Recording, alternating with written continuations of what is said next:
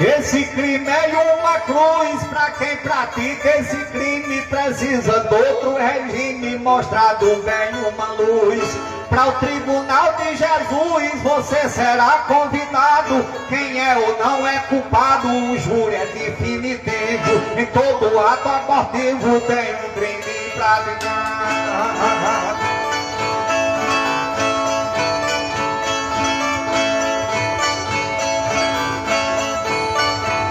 Precisava nascer gente pra fazer nossa cultura, com toda desenvoltura pra gente cantar repente. Com a boca abertamente ninguém tinha Jorge Amado, nenhum Benoni, Conrado, Lourenço, nem Chico Ivo. Em todo ato abortivo tem um crime praticado.